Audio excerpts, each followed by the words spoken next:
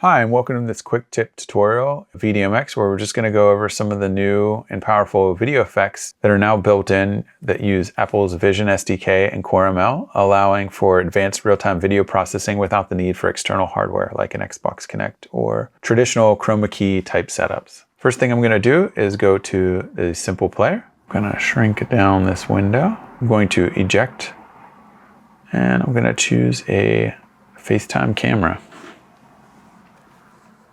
Okay. All right, I'm gonna go over here.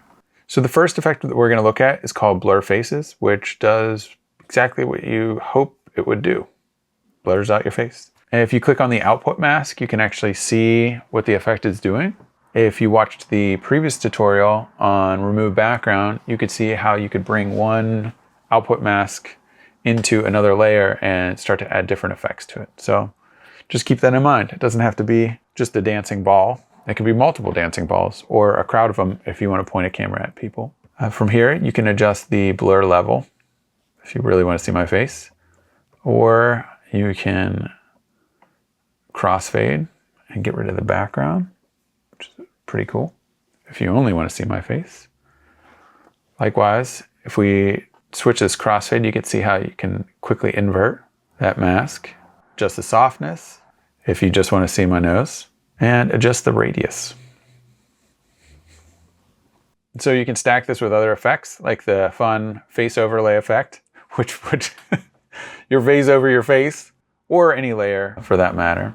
So if I wanted to choose, for example, create a new layer, layer 2, just use one of the built-in ISF shaders.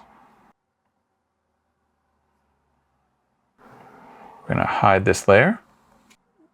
And I can turn off blur faces. There you go. Right now, this is a 1920 by 1080, which is a 16 by 9. I can turn this into, we can do this 1920 by 1920, get a higher resolution square. So if you like a boxy head dancing around, you can just do it. I've noticed with a lot of DJs these days that they're hiding their faces, which is really cool, because nobody wants to see a DJ. So, maybe you just put a box over their face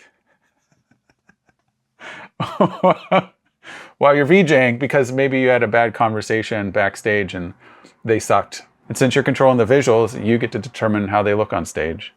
So I hope you like this quick tip on blurred faces and face overlay. There's also Pixellate faces, but David doesn't want me to show it because there's apparently a glitch, which I think just has to deal with multiple faces. But right now you can see how that'll also be another fun one. So